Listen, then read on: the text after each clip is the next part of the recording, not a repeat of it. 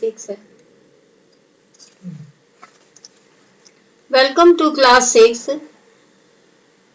Today I am going to start the lesson 2 in history, the earliest societies. First lesson आपका बच्चों हमने कराया है, पहले हमने अपनी तरफ से कराया था। सेकंड टाइम हमने आपकी जो बुक्स लगी हैं उनके अकॉर्डिंग कराया है। तो कॉपी में आप सभी बच्चे दोनों लेसन करेंगे, क्योंकि आपको उसमें बहुत ज्यादा नॉलेज मिलेगी। सारे क्वेश्चन आंसर जो भी हैं आप दोनों लेसन के करेंगे, जो पहले बताया था और एक जो कल आपका फिनिश हुआ है। आज आपका लेसन 2 हम स्टार्ट कर रहे हैं, जो कि आपका अर्ली मैन के बारे में है। आपने 5th में ईवीएस में पढ़ा भी होगा कि कौन थे अर्ली मैन, क्या था, वही हम आपको स्टार्ट करने जा रहे हैं। लेसन कल हमने आपको भेजा था, हाफ लेसन भेजा था, हाफ फिर और भेज देंगे। The earliest society, it is difficult, ये बताना बहुत मुश्किल है कि अर्लीस्ट जो अर्ली मैन है वो कहाँ से आए हैं। तो अर्ली मैन जो है वो मंकी की तरह होते थे, ऐसा मानते हैं। अपने जो लेग्स हैं वो मंकी की तरह चलाते थे, तो इसलिए हम लोग बोलते भी हैं कि हमारे पूर्वज जो हैं वो बंदर हैं, ऐसा बोलते हैं। तो अर्ली मैन यूज्ड स्टोन्स। शुरू में क्या था, इनको नोमैड्स कहते हैं। एक जगह पे ये रहते नहीं थे, इनका कोई घर नहीं था, ये कपड़े नहीं पहनते थे, इनको खाना बनाना नहीं, कुछ भी नहीं आता था। एकदम बस ऐसे ही एक जगह से दूसरी जगह अपने खाने के लिए घूमते थे। कुछ भी पेड़ पे लगा है उसको तोड़ा खा लिया, इनको पता ही नहीं था ये खाने लायक है भी या नहीं है। कोई जानवर उड़ रहा है उसको हाथ से पकड़ा और ऐसे ही कच्चा खा लेते थे, क्योंकि आग जलानी नहीं आती थी। एक दिन क्या हुआ कि जब खाली हम बैठते हैं तो कुछ ना कुछ हम खुराफात करते ही रहते हैं। तो एक आदमी खाली बैठा हुआ है, वो उसने पत्थर उठाया, फिर एक और पत्थर उठा लिया, और जैसे आप अपने हाथ की उंगलियां घिसने लगते हैं, कभी कुछ करने लगते हैं, वो दोनों पत्थरों को घिसने लगा। जब वो दोनों पत्थरों को घिस रहा था तो एक चिंगारी गिरी। उस चिंगारी पे नीचे जो मतलब उसे पहले लगा ये भगवान का कुछ मतलब क्या है, डर गया। उसको फिर थोड़ा अच्छा लगा, उसने फिर घिसी तो ज्यादा चिंगारी निकली। नीचे सूखी घास थी, उसमें आग लग गई। तो इसको लगा कि भगवान का कोई प्रकोप है, पर इसके शरीर को गर्माहट लगी और एक दो कीड़े भी आके गिर गए उसमें। इसने वो उठा के खाया। खाने से इसको लगा अरे ये तो भुनने के बाद बड़ा अच्छा लग रहा है, यानी ये काम की चीज है। तो इस तरह से इन्होंने आग का इन्वेंशन किया था। तब ये जाने थे कि आग क्या होती है। फिर इन्होंने धीरे धीरे अपने शरीर को ढकना शुरू किया, पत्तों से ढका, जो जानवर मारते थे उन जानवरों की खाल से ढका। तो अब इन्होंने क्या किया, पत्थर को घिसने के लिए जब घिसते थे तो वो नुकीले हो गए। नुकीले होने से इन्हें लगा अच्छा ये तो चाकू का काम करते हैं। इन्हें चाकू तो पता ही नहीं था, तो कुछ काटने का काम है, किसी जानवर को भगाने का काम है। धीरे धीरे इन्होंने ये चीज सीखी, तो वही हम आपको बताने जा रहे हैं। तो ये लोग स्टोन जो होते हैं उनके टूल्स बनाते थे, और इसीलिए इस पीरियड को स्टोन एज कहते हैं। स्टोन एज आपकी 3 हिस्सों में डिवाइड हुई है, पैलियोलिथिक एज, और दूसरी थी आपकी मेसोलिथिक एज, और तीसरी थी आपकी नियोलिथिक एज। तो 3 एज आपकी इसमें आई हैं। तो इस वाली एज में ये ओल्ड स्टोन एज कहलाती है। इसमें बहुत ज्यादा रफ जो पत्थर होते थे, बस उन्हीं को ये घिसते थे और उसी से ये प्लांट को काटना है, कुछ सब्जी क्या पत्ते ही काटते कूटते थे। और इनके टूल्स जो हैं वो शार्प नहीं होते थे। ये जमीन में कुछ खोदना है उसको खोद लेते थे, ट्री की कटिंग कर लेते थे, हंटिंग में यूज कर लेते थे। और ये बेसिकली इनके ये टूल्स आपको कहाँ मिले हैं, सोन रिवर पाकिस्तान यहाँ पे मिले हैं, या नर्मदा नदी नियर चेन्नई में मिले हैं। जहां से आपको पता चला अनपॉलिश्ड होते थे, पॉलिश कहाँ से करेंगे, इनको पॉलिश पता ही नहीं होता था क्या है, क्योंकि ये अभी बहुत ज्यादा अनजान है हर चीज से, एकदम बिल्कुल ब्लैंक है। तो इन्हें कुछ भी पता नहीं था, जो इन्होंने आग खोज ली, आग खोजने के बाद ये थोड़ा सा जानकार हुए। और इस समय भी ये लोग नोमेड होते थे, क्योंकि इन्हें खाना चाहिए है, एक ही जगह पे कितना खाना मिल जाएगा, और अगर सारा खाना यही खा जाएंगे तो जानवर क्या खाएंगे, तो इसलिए ये एक जगह से दूसरी जगह जाते थे। और अब इन्होंने केप्स बनाना स्टार्ट किया अपने आप को रहने के लिए, और पत्तियों को पहनना शुरू किया। Most important thing that they learn was to light the fire. सबसे ज्यादा जरूरी क्या था, इन्होंने आग जलानी सीख ली थी। This was his first major discovery and achievement. He discovered the fire by rubbing two pieces of stone, जो अभी हमने आपको बता ही दिया है। और अब धीरे धीरे ये सीख गए हैं कि फायर से हम फूड को रोस्ट कर सकते हैं और टेस्टी बना सकते हैं। It could not be used as a source of light during the night, पर अभी भी इनको रात में लाइट जलाने, उस आग से लाइट कैसे जलेगी, ये चीज अभी नहीं आई है इनको। इनकी आर्ट जो थी इस एज की, तो ये रफ स्केचेस एनिमल्स के दीवारों पे बनाते थे, केप्स पे बनाते थे, जगह जगह ये एनिमल्स, क्योंकि मोस्टली या तो पेड़ों से इनका संबंध रहा या एनिमल्स, दो ही चीज ये देखे हैं। तो इनकी ड्राइंग जो है वो भीमबेटका केव्स इन एमपी में ज्यादा देखी जाएंगी। The earliest drawing can be seen in India in Bhimbetka caves in Madhya Pradesh. तो ये मेन इनकी ड्राइंग वहां पे आप देख सकते हैं। इनका रिलीजियस बिलीफ क्या था, ये किस धर्म को मानते थे, क्या था।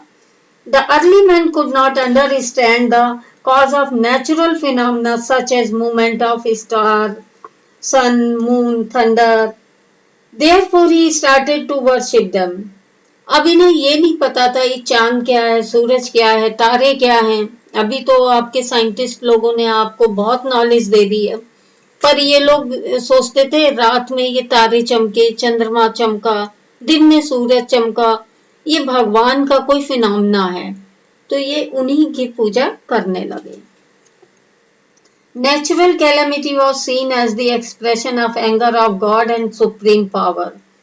अब इन्हें क्या लगा कि जैसे भूकंप आया, कुछ आया, तो ये कहते थे ये भगवान की तरफ से कुछ सजा है हमारे लिए, और ये उसको उसी तरह मानते थे। अब आपकी आती है सेकंड वन, मेसोलिथिक एज। ये आपकी कहलाती है मिडिल स्टोन एज। जो पहले आपकी थी ओल्ड स्टोन एज, ये आपकी मिडिल स्टोन एज आई है।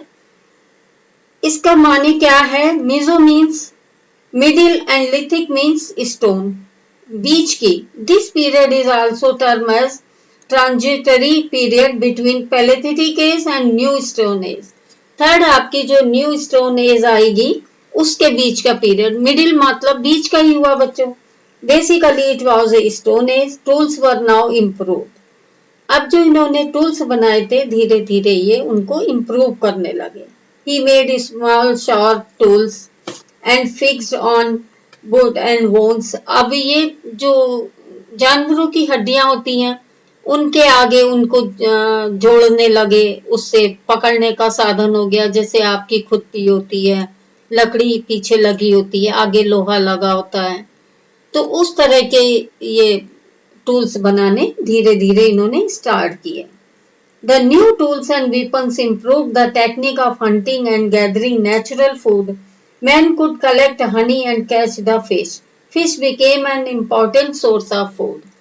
अब इन्हें धीरे धीरे मछली पकड़ना भी आ गया, इन्होंने अपने फूड को रोस्ट करना भी सीख लिया, और ये नेचुरल फूड अब बनाने लगे भी, जैसे कि पका के खाने लगे, ऐसे कच्चा नहीं।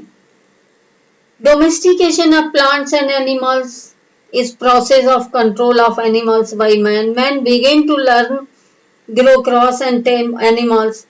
अब ऐसे ही कभी शुरू में ओल्ड स्टोन एज में किसी ने कुछ फ्रूट खाया, खाने के बाद उसकी गुठली फेंक दी या बीज फेंक दिए, उससे धीरे धीरे छोटे छोटे प्लांट्स हो गए।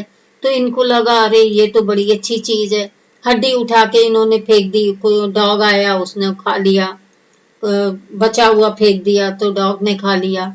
वो डॉग फिर बैठ गया इनके घर के आगे, तो इनको लगा कि अच्छा ये अगर इसको हड्डी देंगे तो ये मेरे ही घर पे बैठेगा और मेरी सुरक्षा करेगा। तो ये सेंस जब इनके अंदर आया तो इन्होंने हर चीज को उगाना भी सीखा, कुत्ते पाल लिए, उससे फिर अपना सामान भी इधर से उधर ले जाने का साधन बना लिया। तो इस तरह से ये आगे बढ़े। Most of the people like to live in cave shelter, but a few lived in settled hut near their crops. अब जिन्होंने खेती करना शुरू करी, मतलब छोटी छोटी क्रॉप्स उगानी शुरू करी, वो अपनी झोपड़ी बना के, कच्ची झोपड़ी ही बना के अपने खेत के पास में रहने लग गए। कुछ लोग अभी भी केव्स में रहते थे कि जानवरों से उनका बचाव हो। Dog was the first animal tamed by man. सबसे पहले इन्होंने डॉग को पाला है। Dog was the first animal used by early man for patrolling. कहीं जा रहे हैं तो भी उसको ले जा रहे हैं डॉग को, आगे उसके कुछ बांध दिया और पीछे अपना सामान रख दिया।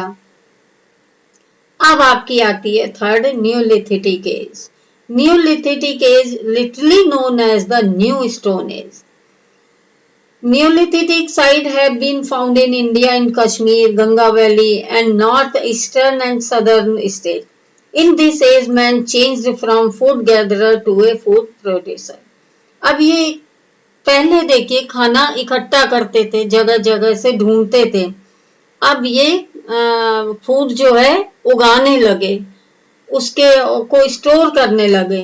He also realized the importance of animal in agriculture.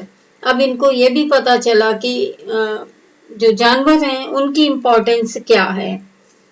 Remains of wheat and lentils at Cherand in Bihar reveal this fact. Gradually domestic animal used increased on large scale. अब गाय भी पालने लग गए धीरे धीरे, बकरी पाली है। बकरी की शिट जो होती है वो खेत में डल जाती थी तो बहुत अच्छी खेती उगती है, एक बहुत बढ़िया खाद का काम करती है। अब इनको ये भी पता चल गया कि जो हमारे टूल्स हैं इनको हम और ज्यादा कैसे शार्प करें और ज्यादा कैसे स्मूथ बनाएं, फिर इनको उस पे पॉलिश करना भी आ गया।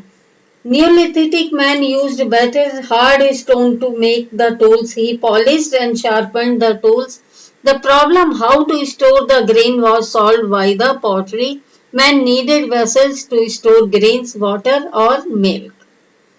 अब इनको थोड़ा धीरे धीरे जब अनाज ज्यादा हुआ तो उसको कहीं रखने का, तो इन्होंने रखने के लिए मिट्टी के घड़े बनाए, एक जगह जगह छोटा सा कुछ झोपड़ी सी बनाई, उसमें इकट्ठा कर दिया। अब जब चावल है, गेहूं है, इनका सबका भूसा भी होगा, वो भी इकट्ठा करेंगे, वो इनको जानवरों के खाने के काम आएगा। उसको इकट्ठा करके कुछ बनाएंगे, तो इस तरह से इनका इन्वेंशन शुरू हुआ। नेक्स्ट इन्वेंशन किया व्हील का। The discovery of wheel was a great achievement of early man. He could use the wheel in the cart. Transport system started. The wheel was used by potter to make the earthen pots. अब जो इन्होंने wheel बनाया उससे ये मिट्टी के बर्तन बनाने लगे। इनको वो भी बनाना आ गया कि मिट्टी को कैसे गीला करके कैसे पॉट पे रखें तो कैसे शेप दें, ये चीज इन्होंने सीखी आपकी आके न्यू स्टोन एज में। पहले तो इन पे कुछ होता ही नहीं था, इधर से उधर घूमते थे, जहां जगह मिली वहां पड़ के सो गए। कोई ये थोड़ी ना है कि डबल बेड है, बिस्तर है, तो ये है तो बर्तन है, कुछ भी ऐसा इनके पास नहीं होता था। Community life. The people lived in tribe, they owned natural resources jointly. There was no gap like rich or poor. अभी इनके अंदर अमीरी गरीबी इसकी कोई फीलिंग नहीं आई, सब अपने आप को एक दूसरे के लिए मानते थे और जो नेचुरल रिसोर्सेज होते थे उन्हीं से अपना काम चलाते थे। Most significant occupations were such as hunting, plowing, grazing the animals. Women took care of children. अब देखिए जो पहले लेडीज को बच्चों के बारे में पता नहीं होता था, कुछ नहीं था, अब वो धीरे धीरे कि ये मेरे बच्चे हैं, इनको मुझे पालना है, इस चीज की नॉलेज इनके अंदर आ गई। अब ये कैसे इंडिया में सेटल हुए? Remains of neolithic settlement have been found in Bolan pass in Pakistan, Burzahom in Jammu and Kashmir, and Diozal hiding in Assam. The earliest type of village is found in Mehergarh.